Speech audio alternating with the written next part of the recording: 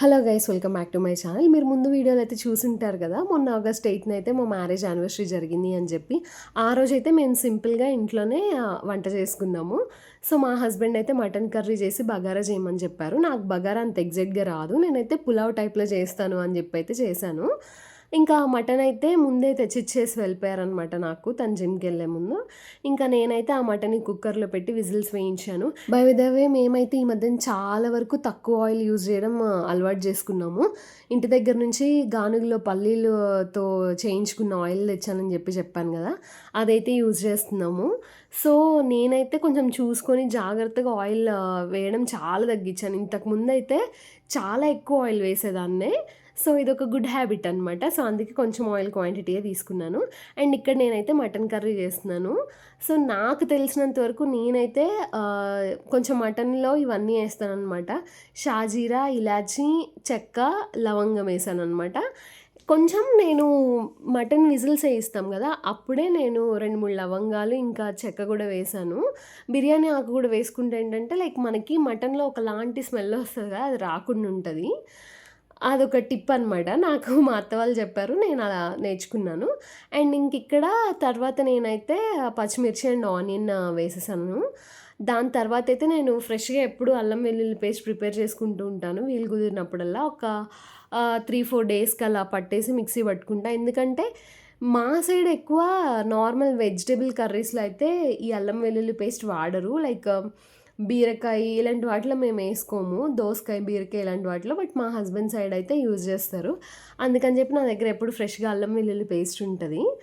అందుకని నేనైతే ఫ్రెష్గా చేసిన అల్లం వెల్లుల్లి పేస్ట్ నేనైతే ఇక్కడ మటన్ కర్రీలో కూడా యూజ్ చేస్తున్నాను.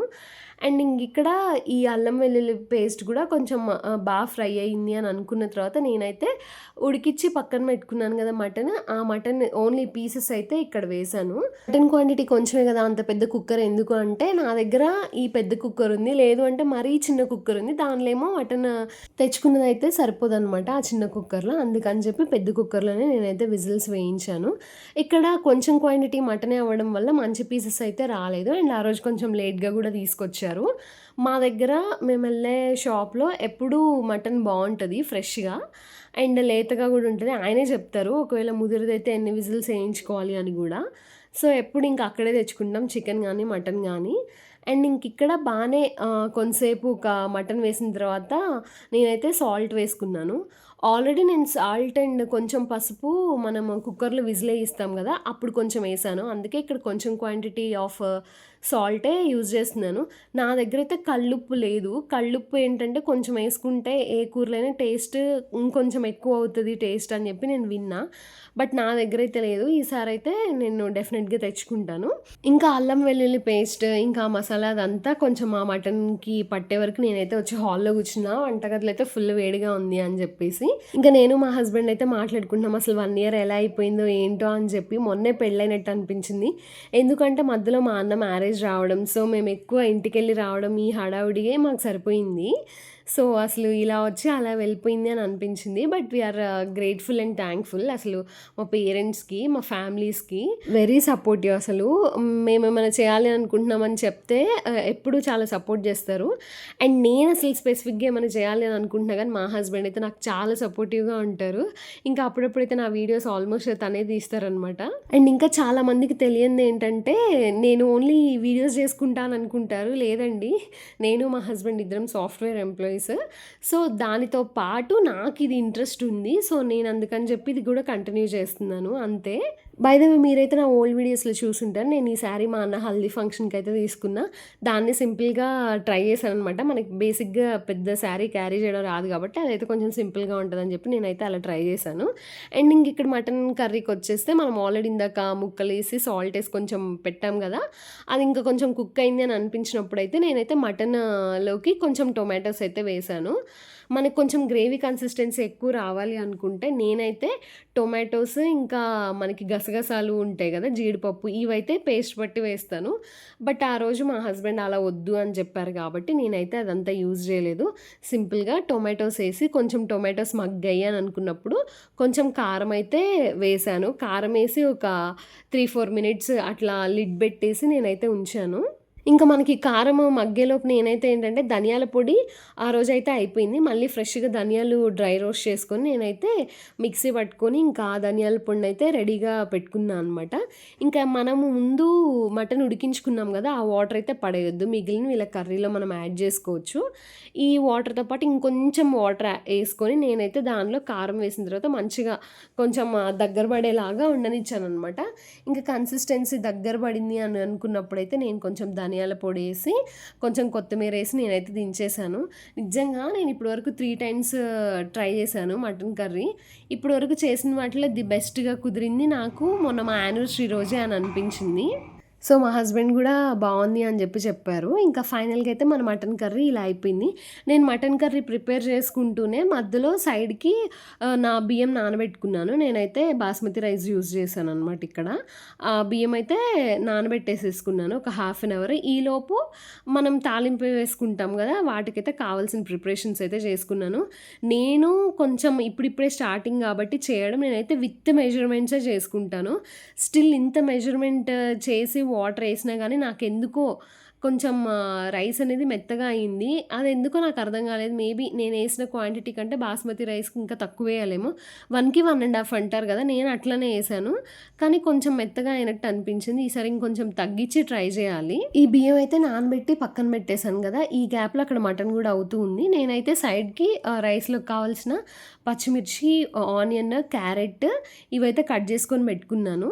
నేనిక్కడ ఓన్లీ ఆయిల్ యూజ్ చేయలేదు. ఆయిల్ చాలా కొంచెం క్వాంటిటీ అండ్ ఘీ యూజ్ చేశాను. ఈ ఘీ గూడా మోస్ట్‌లీ హోమ్ మేడే ఉంటది. ఇంటి దగ్గర అమ్మ ప్రిపేర్ చేసింది గానీ లేదు అంటే నేను ఇక్కడికి మిల్క్ తెచ్చుకుంటా అని చెప్పాను గదా! ఆ మిల్క్‌లో వచ్చిన కొంచెం క్వాంటిటీ వెన్నని నేను కాచి నెయ్యిగా నా దగ్గరుండే కంటైనర్‌లో నేనైతే స్టోర్ చేసుకుంటాననమాట. ఇక కొంచెం అది హీట్ ఎక్కింది అని అనుకున్నప్పుడు నేనైతే ఏంటి కొంచెం షాజీరా వేశాను. నేను మోస్ట్‌లీ బిర్యానీ, పులావ్స్‌లో షాజీరా యూజ్ చేస్తాను. ఇంకా మనకు ఆల్రెడీ తెలిసినయి గదా! బిర్యానీ సరుకులంటాము. అవన్నీ వేశాను. కానీ బిర్యానీ ఆకొక్కటి వేయలేదు. బట్ అదే ఫ్లేవర్‌ఫుల్ ఉంటది. కానీ నా దగ్గర అయిపోయిందనమాట. అందుకని చెప్పి నేనైతే వేయలేదు. ఇంకా ఇవన్నీ నాకు ఫ్రై అయ్యాయి అని అనుకున్నప్పుడు ఏంటంటే, నేను ఒక పచ్చిమిరపకాయ గూడా వేశాను. మేము స్పైసీనెస్ కొంచెం తక్కువే ఎట్లైనా. అందుకే నేను ఎక్కువ యూజ్ చేయను. ఇందాక మీరు మటన్ కర్రీలో కూడా చూసుంటే నేను కారము 1 ½ స్పూనే వేశాను. ఇంకిక్కడ ఇవి ఫ్రై అయ్యాయి అనుకున్నప్పుడు నేనైతే అల్లం వెల్లుల్లి పేస్ట్ ఏశాను. తర్వాత కొన్ని క్యారెట్ అయితే వేసుకున్నాను. మేమైతే ఎక్కువ క్వాంటిటీ రైస్ చేసుకోలేదు. నైట్‌కి మా హస్బెండ్ చపాతీ చేసుకుందాం అని చెప్పారు. అందుకని చెప్పి రైస్ మేమిద్దరమే కాబట్టి 2 కప్స్ మాత్రమే పెట్టుకున్నాను. కానీ ఇంకిక్కడ కుక్కర్ మళ్ళీ చిన్నదైతే మరీ సరిపోదు అని చెప్పి నేనైతే పెద్ద కుక్కరే యూజ్ చేశాను. ఇంకా దీనిలోనే కొంచెం సాల్ట్ ఏసుకున్నాను. సాల్ట్ ఏంటంటే మనం రైస్‌లో వేసుకున్నప్పుడు ఆ వాటర్ టేస్ట్ చేసినప్పుడు కొంచెం ఉప్పుగానే అనిపించాలి. అస్సలు లేకపోతే చప్పగా అనిపిస్తది.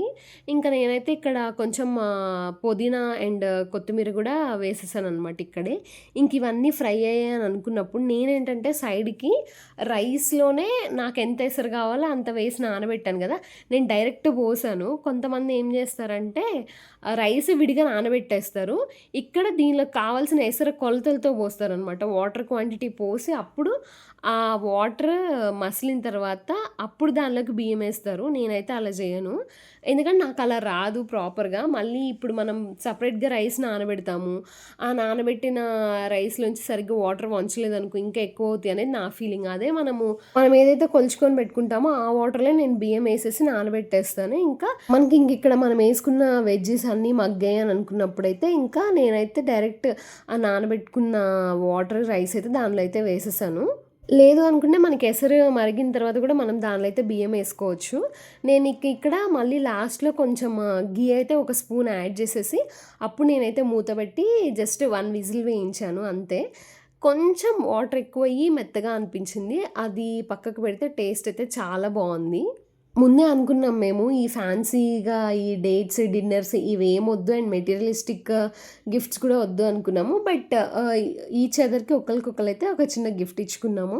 అది మా హస్బెండ్‌కి చూయించడం ఇష్టం లేదు. అందుకని చెప్పి నేనైతే చూయించట్లేదు. మేబీ అప్‌కమింగ్ వీడియోస్‌లో ఏమన్నా చెప్పడానికి, చూయించడానికి నేనైతే ట్రై చేస్తాను.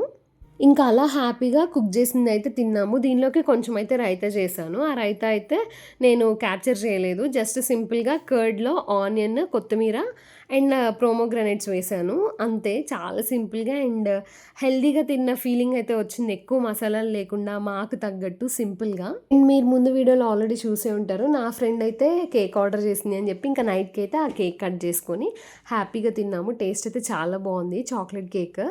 బేసిక్‌గా ఇద్దరం కేక్స్ అంత ఇష్టపడే క్యాండిడేట్స్ ఏం కాదు. బట్ అది చాలా బాగుంది. కానీ ఆ కేక్ టేస్ట్ అయితే చాలా బాగుంది. ఇంకా అట్లా డే అంతా మేమైతే హ్యాపీగా టైమ్ స్పెండ్ చేశాము. ఇంకా మధ్యలో చిన్న షాపింగ్ గూడా వెళ్ళొచ్చాము. నచ్చినవి తెచ్చుకున్నాము. సో, సింపుల్‌గా అలా అయితే సెలబ్రేట్ చేసుకున్నాము.